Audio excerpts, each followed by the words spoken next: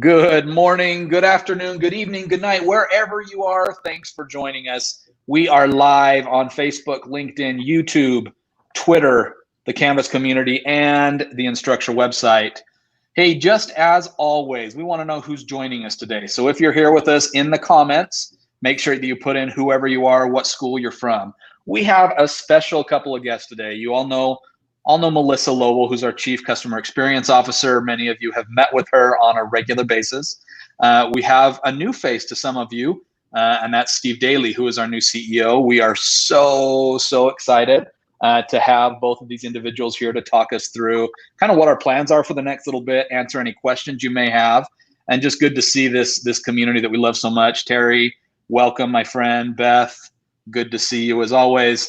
With that, we are going to take your questions throughout. Reminder, tell us who you are and where you're from in the comments, and ask questions throughout. Melissa's got a list of questions she wants to get through, but we'll be peppering in yours throughout. So with that, Melissa and Steve, have fun. Well, thank you, Mark. Hey, it's great to be here with everyone. This is my debut with this live stream. So I'm super excited to be here and to get to connect with folks that I've connected with, and more importantly, to help you get to know Steve a little bit more. So Steve, first live stream. There you go. Yes, I love it. So I'm excited. Love it.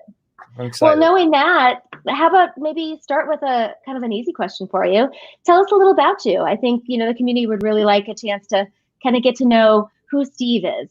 Yeah, sure. No, that's great. I live in Utah, but I didn't grow up here. I was actually born in Utah, but then my family moved when I was about 2 years old to Boulder, Colorado. And we spent a few years there and then moved to Freeport, Grand Bahamas, and spent probably 5 or 6 years in the Bahamas before moving to California in the Bay Area.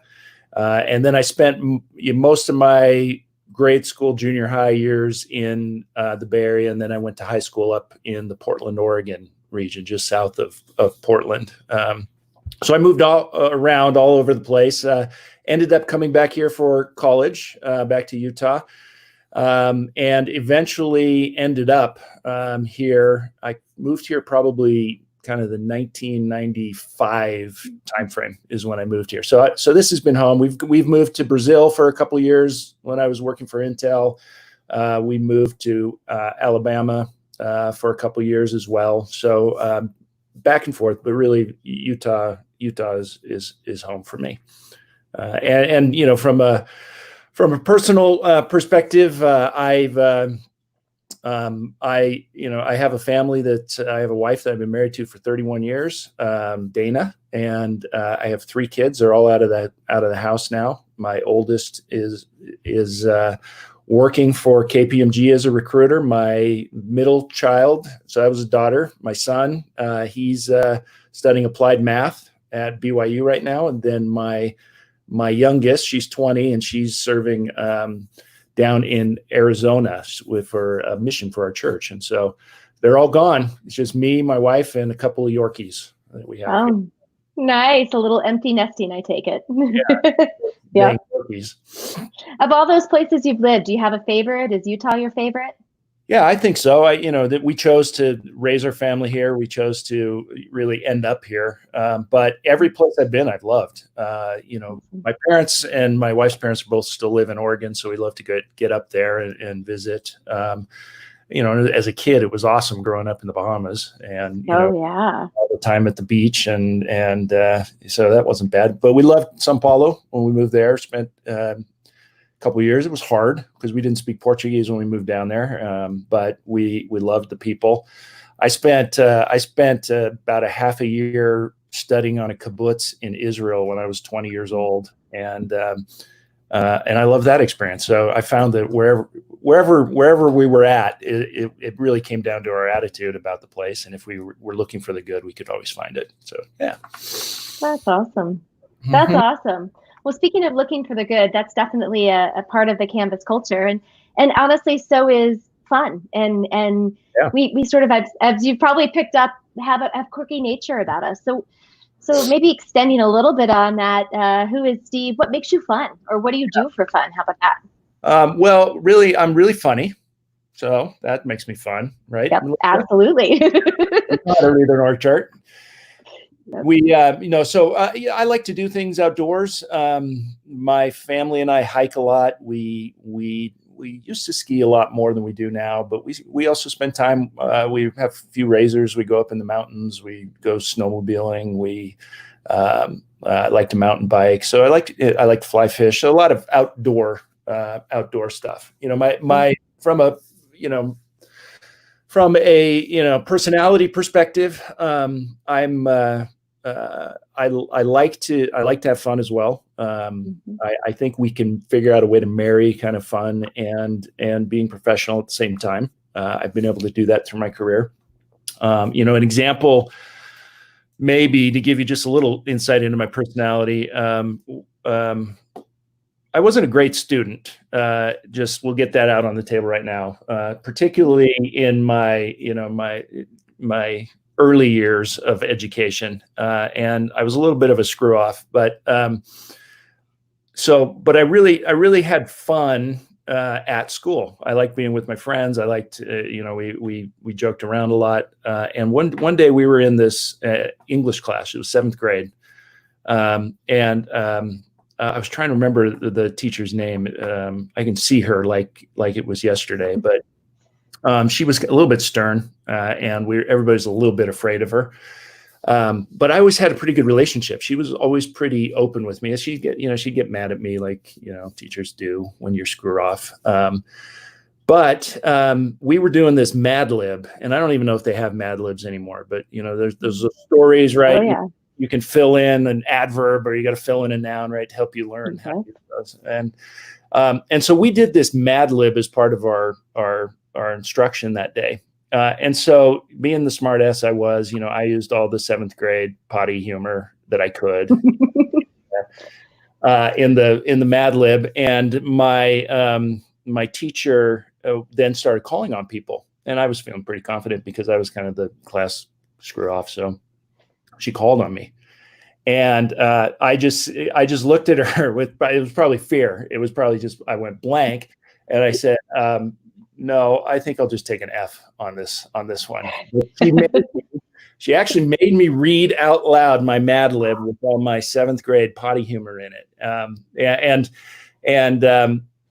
Two things that kind of taught me was, one, and she laughed while everybody, the class was laughing. She was smirking, maybe not laughing is a little bit, would be a little bit out of character for her, but she wrote in my yearbook. I still remember this. This is an amazing impact that this lady had on me. Was she said, "Good luck. You'll do well in life. You're very very creative person." And so it really had an impact on me and helped me to see that, there are, even though I wasn't a great student, that there was strengths in me. But so from that perspective, that's kind of who I am. A little more serious minded now. So Mad Libs with potty humor, but that gives you an insight into me a little bit.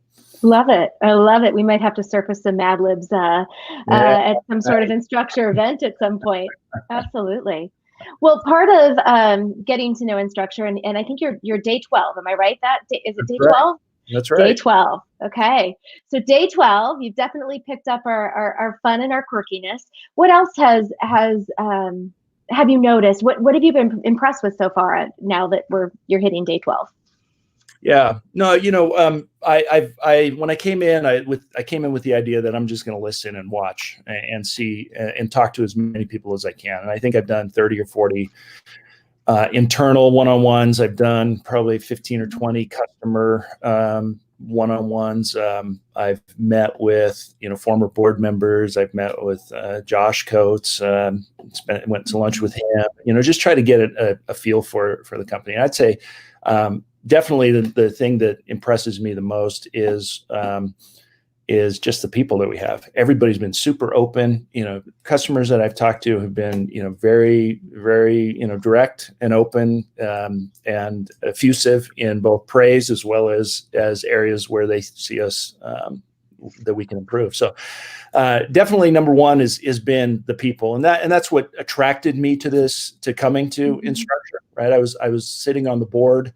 and had already told the board, I'm not interested in this. But as I got to learn more from people like you, Melissa, and spend time in board meetings with the management team, I thought, wow, this is actually, there's some really good, smart people, and they seem like very fun. So yeah, people's got to be number one for me, and then Canvas is just a great product, and that's that's really what we're here about, is how do we make it, make a great product and that really helps educators and students and administrators. Yeah.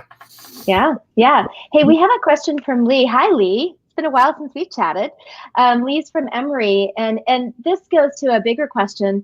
He's asking specifically about what are some areas of development or improvement or focus that you've been hearing from customers around Canvas, and maybe we can expand that a little bit to some themes in general too that you've been hearing from our customers from those conversations.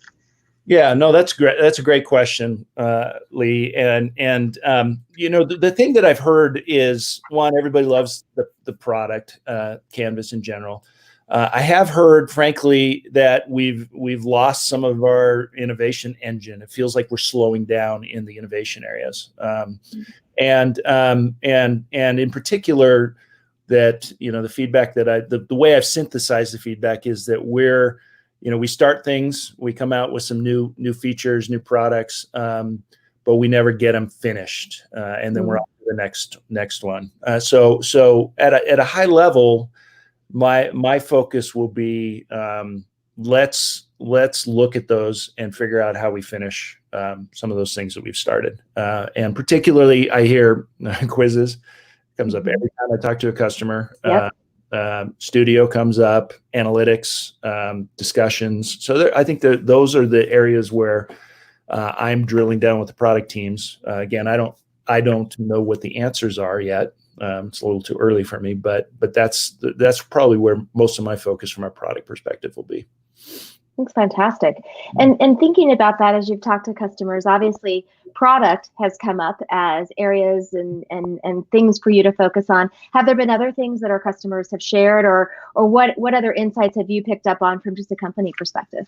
Yeah, no, a lot. So I appreciate all those that are, that I've met with, that are willing to, tell it as it is. But first of all, every time I talk to a customer, the first thing is we love Canvas. We love the product. It allows us to do, it allows us to be effective. It allows us to really reach students and education in a way that we couldn't do without the platform. So that's the first thing I hear. And then I hear love the culture, and love the fact that we're open, we're approachable, we're real. Everybody encourages me to keep doing more of that. We may have lost a little of that in the last year, is what I'm hearing. And I don't know what, how that looks, but definitely keep that open culture. I think I saw that Beth Crook was on here, but I think in our interview, she was the one that said, InstructureCon to me feels like a family reunion where I get to see those cousins that I only see once a year. And so that whole feel of this is a family, and we have fun together. And we're serious about what we're trying to accomplish, because our mission is important, but we can have fun along the way. So I think those are kind of the two big areas. I've heard, I told you about the finished stuff, analytics a lot. Both higher education and K-12. And I hear, we got feedback that analytics is good if the goal is to help in learning, and if we help teachers identify learning paths for students, if we can identify at risk, if we can help craft solutions that help the teachers in their ability to connect with students, that's what customers want us to use analytics for. If we can help in technology to be like that 7th grade English teacher I had, right, who knew how to connect with me, even though I didn't kind of fit the mold of what a student should be. Those are the types of things that I'm getting feedback on. And then I think for our international customers, we've been very U.S. centric, and most of our customer base is in the U.S. So I've also heard that we need to probably do a better job of understanding and communicating with our international customers in a way that's not so U.S. centric. And this is something every U.S.-based international company deals with. When I was working for Intel, based out of the Bay Area, and I was in Brazil, we had the same issues, right? We'd get information that had somebody skiing on it, at collateral for, and nobody skis in Brazil. So there are things that we need to do, I think, better as a company as far as addressing the needs of those of our international customers as well. And international being anywhere from Europe to Australia, New Zealand, India, Canada, is where there are differences in the way we need to do business. That's really helpful. And I think probably taking that feedback and trying to drive change involves creating a culture for innovation, right? And Kona asks a really great question here around what's your plan for creating that culture, that environment that allows for that innovation or encourages the generation of some great ideas. And I know you've done this in past companies you've worked for. So maybe how's your approach? What's your plan? Yeah. So and I've done, this is always a question. I mean, there's books written about it. When I was at my last company, we studied Intuit because they seem to be pretty good at it.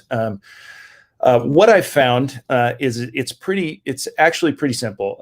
Assuming you create space in the organization for people to do things that maybe aren't on the task list, which is an easy thing to do as a company, right? We have hack weeks, we have ways to do that. What it really comes down to is how well we're in touch with the problems that our customers are facing, and to do that, you have to, as an organization, you have to be really good at being able to reach out to customers, not, once a quarter or, once a year, ask them what they think and go back to them and say, hey, this is what we heard. You have to be touching customers every day. My goal will be have the product teams are interacting with the customer. Each team will be interacting with customers 10 times a week. Talking to them, showing them prototypes or touching, asking them about if this is a good way to solve the problem. And I think if we can get that culture going, we'll really understand the problems, and then we've got really smart people, and we'll give them some space to be able to go solve those problems in unique ways. I love that. That warms my heart, of course, leading our customer success team. But I totally agree. And I've been in organizations where that works well. And then I've been in organizations where we don't create that culture. And like you said, that can allow for sort of stifling of that creativity and it doesn't help us ensure that we're delivering the best product we possibly can. Yeah. That's great. So Teresa Cullen makes a really good point. Canvas has been really good at listening to the individual user. Do you have specific ideas for how you want feedback loops to look, or how you want, in particular, our community to be interacting with you? Yeah, the short answer is not yet. I don't know yet what that looks like. But back to the principle that we've got to be getting that feedback, on a regular basis. Again, each product team I would expect is meeting with a couple customers a day, showing them stuff, talking to them about what we're working on, getting their feedback. And in order to do that, you can't just pick 3 customers and go back to them every time, right? Because nobody has that kind of time. So we have to figure out how to scale that.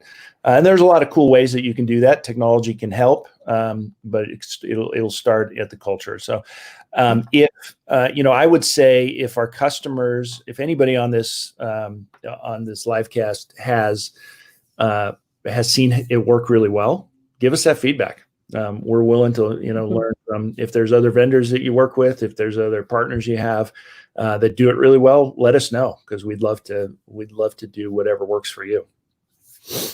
Yeah, that's a great point. And And from a customer success perspective, we're working on things like town halls and reaching out to our communities and getting to those teachers, because it's not just about ensuring the products delivering the experience that we all need and want it to, but it's also about making sure Canvas itself is doing that, right? As an organization, we need to make sure we're empowering all teachers and all students to succeed. So feel free to reach out with that feedback, those ideas. You can always reach out to me, melissa@instructure.com. I'll throw that out there because I can make sure, Steve and I are working on the best ways to get that feedback.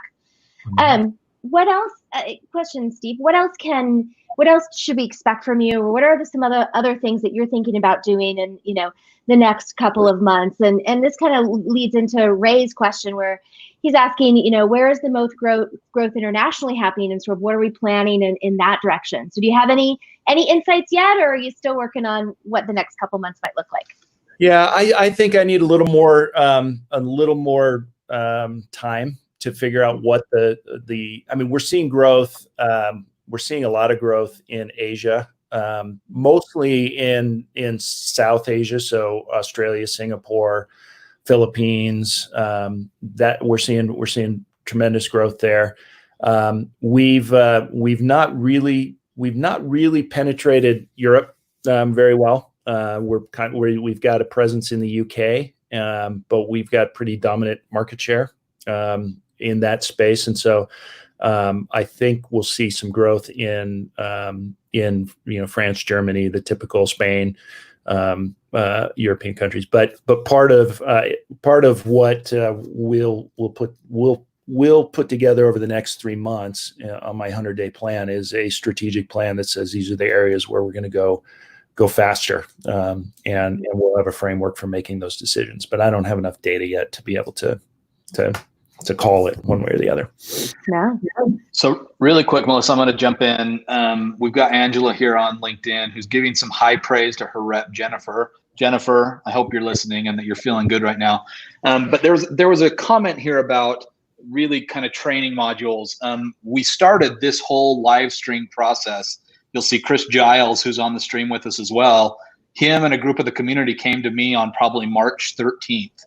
And said, right in the middle of the pandemic, we've got to do a better job at helping people to really get up and running on Canvas. So over the weekend, we figured out how to start this program, and there are legitimately 80 plus videos that have been created now with people like Chris and Tammy and Kona and a whole bunch of other people, Marcus, that you're seeing here on the stream today, about how do I use assignments? How do I use modules? How do I access these ready-made templates? So if you haven't seen those yet, Angela, definitely worth taking a look. And it looks like you're trying to find a system that can offer developmental trainings. Canvas is really good at that. So you might want to look at having Canvas help you house all that. With that, I'm jumping back off, Melissa and Steve. It's all yours. Hey, thanks for that, Mark. And that's good to hear a little more about what's being chatted out there in the community as Steve and I sort of dig into his plans and what he's seen so far. So maybe one of my last questions for you, Steve, should be, what's exciting you? What's getting you up every morning and getting you jazzed about working with Instructure, working with Canvas, and what the future looks like for all of us? Yeah, there's a couple things. One is, we're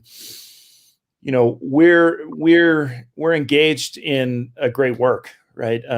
Education is a great equalizer, and we still got work to do as a society as far as making sure we have equal access to education and all those types of things. But just the mission of what we're trying to accomplish gets me up every morning, and in particular because I think we've seen it with COVID that the future is going to look a little different than it has in the past. And I think there's a way to get, meaningful ways that we can deliver technology that will help educators. I feel for the educators that, in my local school district, they're going back to school. They're going to go every day. They are doing early out, so they get out by something or whatever. to give the teachers time to prepare, as well as janitors time to clean. But we're in and then they're offering, you can either come in or you can do online, depending on what your preference is to the students. And so that just puts a tremendous burden on teachers, in particular, because, we all know that just taking a class that you would normally do in person and just putting it online is not a great outcome. So ways that we can help in the transformation of the way that we're delivering education, particularly in this COVID environment. But I think it's gonna apply. We're gonna love some of the things we learn, and it'll change the way that we deliver education in the future. So I'm excited about that. That is one of those areas where we could have an impact on standards of living, on quality of life, on the world as we do that. Yeah, that's awesome. And Debbie sort of reiterates that in her comment from Moody in Chicago, where she talks about how with their old LMS, they would have never been able to transition teachers so quickly to an online environment. And we're hearing that from a lot of our customers, that just Canvas has enabled them to make this rapid transformation to remote. And I think a lot of what you're talking about is how do we then take remote to online and really make it an incredible experience and take advantage of the opportunity where we can impact lives. So that's super cool. So. And we still got work to do. I have a lot of friends that are teachers, a couple that are math teachers here in the local school district. And they said, it's really hard. Canvas, there's some things that we could do in Canvas that would make it easier, since they like to print stuff out. They like to, they like the sheets. So the reality is, most of you that I've talked to have talked about how we helped you in that quick transition that we had to have, and it's my goal that we'll get better, even better than it is now. Yeah, that's awesome. And I think that really shows our focus, right, to enabling what's needed now for our teachers and being able to pivot pretty quickly if we need to, if things like COVID surface and we have to respond really rapidly. Absolutely. Yeah. Okay, so I think I have probably a good maybe wrap up question for us, and then if there's any other questions out there, we're happy to hop in and answer. But how often do you expect to communicate out to customers, or what sort of the cadence? What should our customers and our community start to expect from an interaction with you? Yeah, no, that's a great question, and it will evolve over time. As I'm coming up to speed, internally, I send out a daily news each Friday that just talks about the things that I'm learning. My goal is to send those out on a regular basis, with more of an external bent, and here's what I'm hearing from you type of thing. So you should see, you start to see some blog posts from me, along the lines of daily news, explaining what I'm learning along the path. And then what you should expect, one of the feedbacks I've gotten is people love getting roadmap updates through the blog, or if Mitch does them, and also feedback that it feels like we're less frequent on those recently. So we'll get back to doing those. One of the things I hear over and over, both internally and externally, is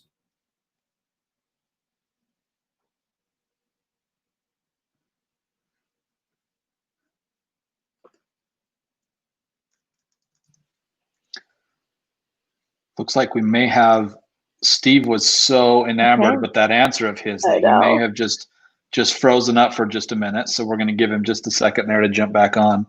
Couple of other questions. Is there anything I can answer, Mark, while we have Steve pop back in? For sure. I loved the question. Let me go back and find it really quick. Looking back, maybe give us your thoughts really quick about K-12. We've seen and done some really impressive things in the K-12 market that's kind of been on fire the past little bit. Would love your thoughts there. Yeah. And I think you've seen we've had a strong focus on K-12, and we continue to do so. I think what COVID has brought in particular is a renewed emphasis in K-12 on online learning, and how do we make sure we have options for our teachers and for our students to learn in situations that we never thought we'd be faced with before. So that's just driven some of our innovations already. Things like optimizing and scaling, and some of the reports that we've done. And, and not only does that benefit our K-12 community, it benefits our higher ed community too, because there's a lot of parallels in what's critical when it comes to teaching online, especially in a fully online environment like we're facing now. So even more to come, even more emphasis in K-12 to come. But know that when we drive innovations in one part of our industry, it's really meant to benefit our entire industry, and we're very much seeing that bleed over across both. So lots to come though, for sure. And we've got Steve back. Yeah, I'm back. So you were telling us texts from my kids telling me that my Wi-Fi sucks, and that's they were here when we were quarantined, and they were all complaining about it. And I said, "It's fine, don't worry about it." Now they're coming to say, "I told you so." That's right. So well, you were sharing Melissa, with us cadence. Is that okay, Mark? If we let Steve keep going. Yeah. Finish sort of how you expect to communicate with our community. Yeah, and I don't know where I cut out, but one of the transparency is one of those values that everybody has mentioned, both externally and internally, and it's one that we absolutely will honor, and I believe in it going forward. So you should expect to see regular communication from me. My communications will be interesting, but probably not as valuable as roadmap updates, blogs that you'll see, live streams like this, podcasts. So expect to hear a lot, both from me as well as the rest of the senior leadership team at Instructure. Terrific, awesome. Melissa, Mark. let's take a couple of others really quick, if that's okay. First off, as you're aware, and I'm sure spoken about a lot, is this idea of equity, which is such a big thing that people have dealt with during this COVID timeframe. Michael, who helps run a big worldwide organization, he talks about, even here in the U.S., we have students with low bandwidth. Yeah. What are some of your thoughts? I mean, we've seen, Melissa, over the past few months, schools that have set up hotspots in parking lots so that students could go and get their work done. Yeah. Any thoughts from either of you on what are some things that we can do to continue to help these students to keep learning? I'll start, Melissa. You may have some better ideas, frankly, but this is one of the things where I think there can be a better relationship between companies like Instructure, technology companies, and the public sector, because I don't think either one of us on our own can solve the problem. In the book Rewiring Education, there's the example of the dropping the buses, into neighborhoods with Wi-Fi. So I do think there can be some creative solutions. Here in Utah. I know the lieutenant governor very well, and I know it's a big emphasis for him. And we were talking. He's trying to become governor, but we were talking about opportunities once he is for us to be. Maybe we can collaborate. I don't know what that looks like. And Melissa, you may have some ideas, but it is a problem. Absolutely. Yeah, I agree, and I agree. It's a problem that we need to be part of that solution, but we need to partner with others, because there are parts of that problem that Canvas alone can't solve, but it's about rallying the community together to solve that. I also think there's opportunities for us in the resources that we deliver to help coach teachers, help coach faculty on best ways to develop content, develop course experiences that can be optimized across the bandwidth spectrum.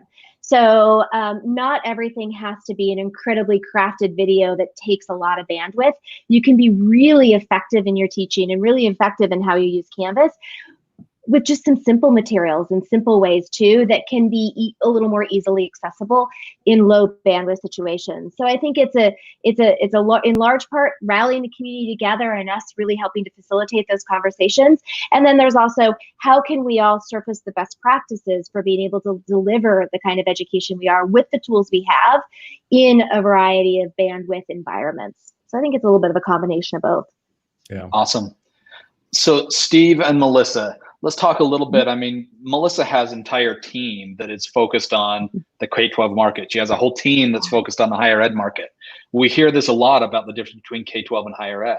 And I think that product is looking at what are some things we may have to do to maybe make things easier for a K-12 environment. There are Facebook groups that are popping up that are specifically for elementary teachers or secondary teachers, or on and on and on. Any thoughts you can give, Steve or Melissa, on where are we going to go from a K-12 and a higher ed standpoint? There are differences in the way we educate. Is there a way that will differentiate Canvas in the future? Yeah, that's a good question that I don't have an answer for yet, but I have heard that there are differences. I don't understand the differences yet, but our teams do. So we'll dig into it. I think the short answer is I don't know the answer how we fix that. I've heard things just the way the user interface, how you work with somebody that's K through 5 is different than even a high school experience, and so I get that. I just don't know how we fix it yet, but understand that it is an issue. Yeah, if I can hop in. So I started my career as a K-12 teacher and then transitioned into working in the higher education environment. And I've taught in higher ed for a long time now. And there are differences, but there are similarities too. And I think it's important because what one part of the industry can learn from the other can be really valuable. And we need to make sure that while we do need to address the uniqueness of each of those spaces, we also need to help those spaces see the incredible work that the other is doing, because I think that's how we can innovate. If you stay only in your world, you're limiting your worldview on how you can identify new ways to teach, to learn, and to use technology. So I think there's some of that, let's be specialists, but then there's also a good chunk of this of we just need to make sure we share. And going back to your people comment earlier, Steve, hiring people that have these experiences is really important. So in my organization, I have quite a few people, both from K-12 and from higher education, and having them be in conversations and driving diverse thoughts and ideas will also help us make sure we can address both communities really well while still driving forward on a single Canvas platform. Love it. Great comments. Everybody, we are at time. We will do more of these with Melissa and Steve, we promise. Unless Steve gets off and says, Mark, you're ridiculous. You need to depart. It'll be Melissa, me and Melissa. Mark, we'll just. That's right. That sounds much better. Yeah. That sounds much better. Big reminder to everybody, October 15th is a pretty big day for us. This year with the pandemic, we are going completely virtual for our big event. InstructureCon in person is not happening. CanvasCon online is happening, and it's open and free to everyone. If you haven't signed up for CanvasCon online yet, do it. I'll drop the link here in the comments. We've got a massive amount of people who have already signed up, and Steve will be there speaking, Melissa will be there speaking. I'm sure I'll be there cracking jokes throughout the whole thing, but we're excited to see you. We're excited to have you. Thanks everybody for joining us, and we will see you next week. Bye. Bye everyone. Bye everyone.